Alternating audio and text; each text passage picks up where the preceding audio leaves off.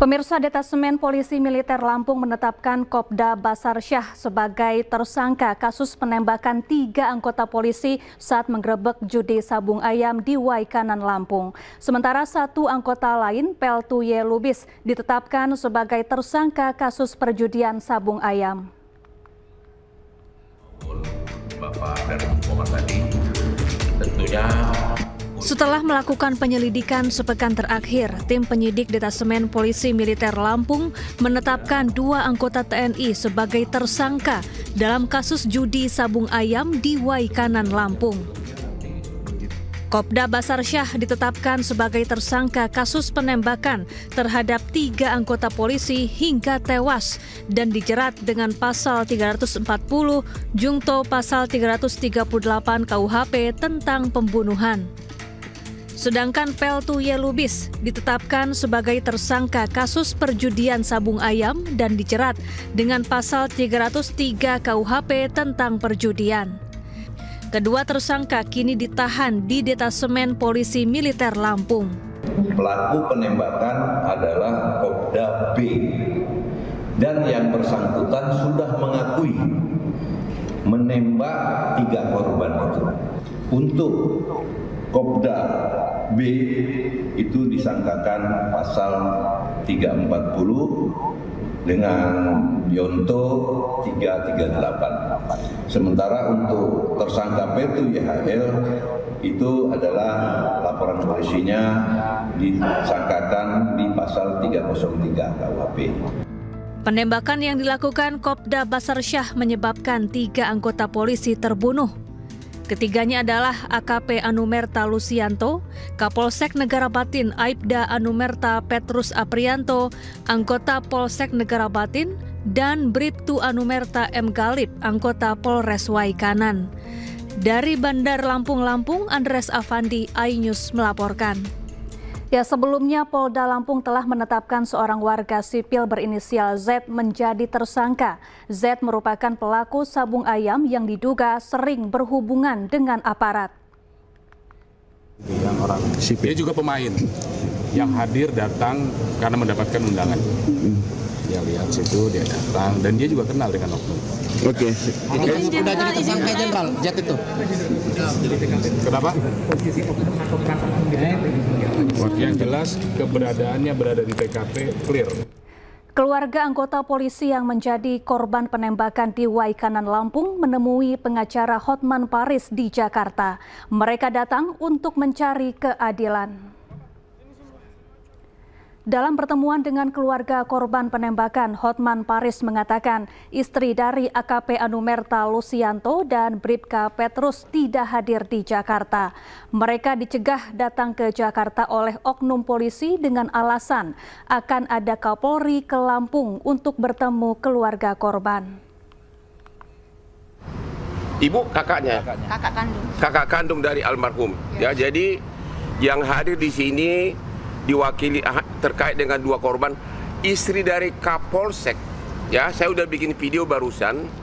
Istri dari Kapolsek mau berangkat ke sini kemarin, ya, katanya dicegat di jalan, ya, dicegat di jalan oleh oknum. Oleh siapa yang cegat? Coba ceritakan dulu. Jadi tadi malam itu Ibu Kapolsek dengan istrinya almarhum. Istri almarhum. Istri almarhum Pak Kapolsek dan istri almarhum Pak Petrus itu sudah melakukan perjalanan menuju Jakarta. Namun di tengah perjalanan mereka dipaksa untuk kembali lagi dengan alasan bahwa akan ada kunjungan Pak Kapolri. Namun mereka tetap melanjutkan perjalanan.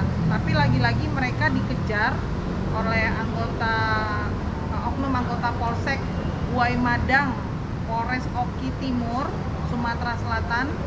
Dan akhirnya mereka kembali lagi lah, terpaksa ikut kembali ke rumah, dan sampai pagi rumah mereka masing-masing dijaga oleh anggota Polsek yang sebelumnya tidak pernah. Jadi 2 istri dari almarhum Kapolsek sama almarhum Pak Petrus tidak diizinkan oleh oknum aparat kepolisian untuk datang ke Jakarta.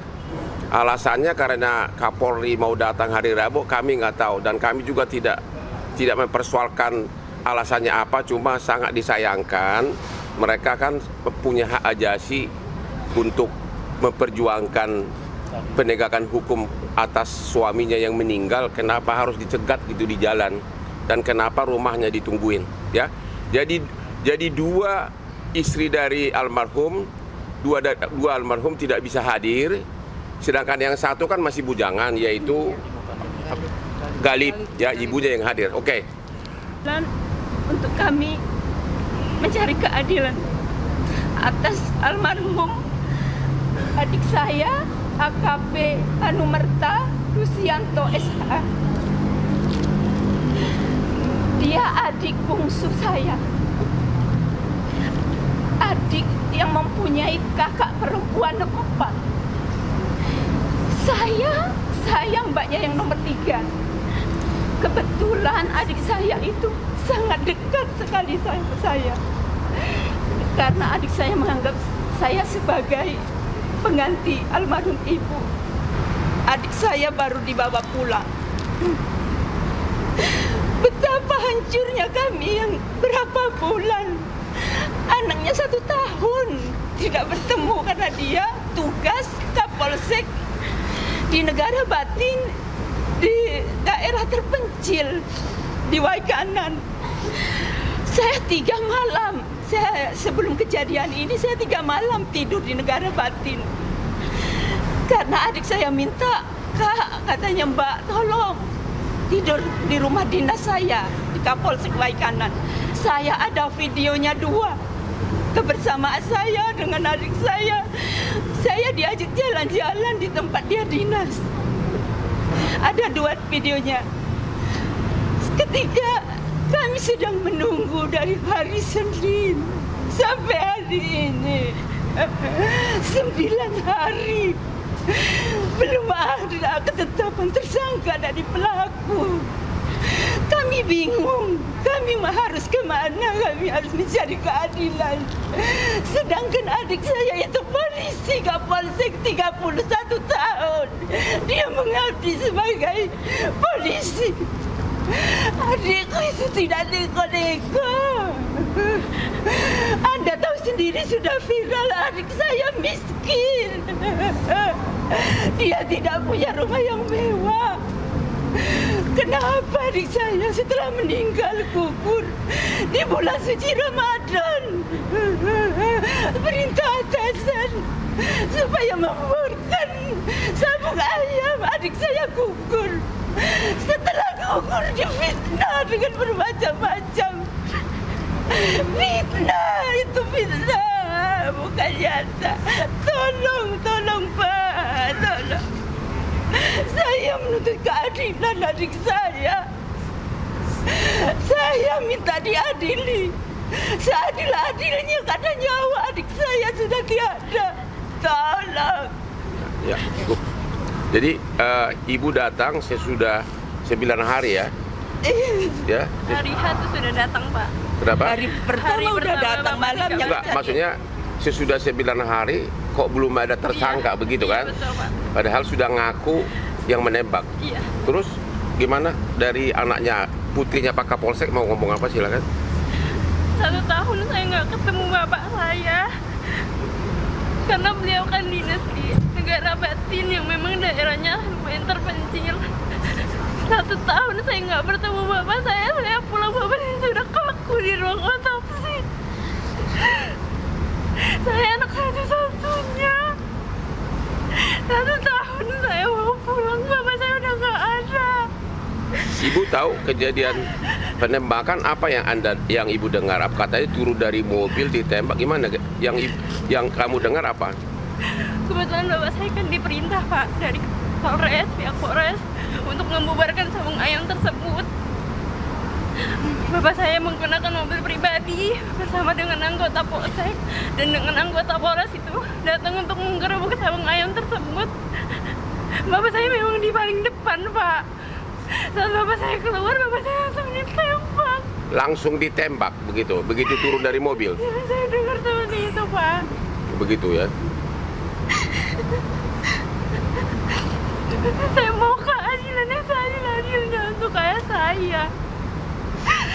Ayah saya sudah meninggal masih difitnah, Pak. Fitnah soal apa? Soal setoran, apapun itu. Saya tidak peduli hal itu, Pak. Saya cuma mau keadilan buat ayah saya, Pak. Jadi ini untuk diketahui bahwa Hotman 911 tidak akan mencampuri apakah ada setoran sebelumnya atau permainan uang di judi ayam tersebut. Kami tidak akan masuk ke ranah sana. Nggak usah ada pihak-pihak yang ketakutan. Kami hanya memperjuangkan agar hukum diberlakukan, agar tersangka segera ditetapkan. Ya, mengenai tuduhan ada setoran, ada ini, kami tidak akan mencampuri. Kira-kira begitu. Begitu masuk ruang otopsi, saya diizinkan masuk gitu. Saya lihat adik saya udah kaku di atas meja gitu ya. Di meja itu udah kaku.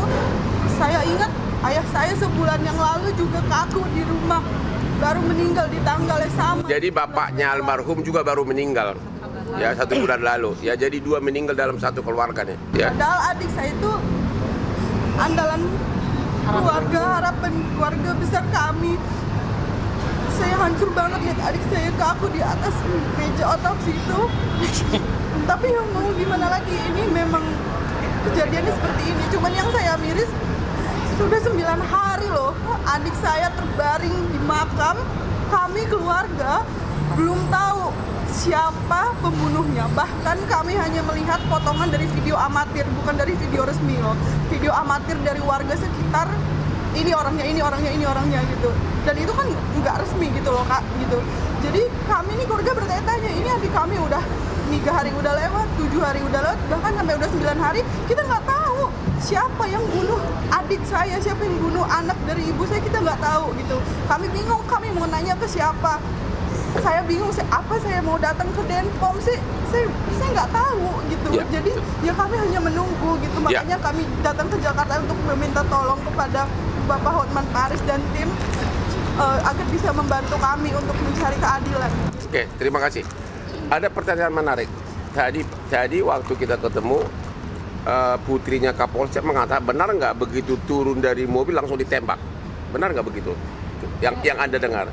Kalau yang saya dengar, Bapak itu parkir dulu mobilnya kurang lebih beberapa meter dari tempat kejadian. Itu Bapak jalan bersama anggota yang berada di satu mobil dengan Bapak. Itu kebetulan Bapak di paling depan. Yang saya dengar itu Bapak langsung ditembak. Dan itu Bapak langsung lumpuh. Langsung tembakan langsung jatuh gitu ya? Iya, karena Bapak ditembak di dada kanan. Dari hasil otopsi, itu pelurunya yang di dada kanan itu, proyektilnya itu ditemukan di rongga dada kiri. Lalu anggota Bapak itu yang saya dengar, yang Pak Petrus itu, setelah melihat Bapak saya sudah ditembak terjatuh, itu dia memohon kepada yang nembak sudah gitu. Dan Pak Petrus ditembak dari jarak. Jadi orang yang memohon agar jangan ditembak, malah ditembak lagi? Iya, di matanya Pak. Itu siapa tuh? Pak Petrus, Pak. Petrus di matanya ditembak? Iya Pak.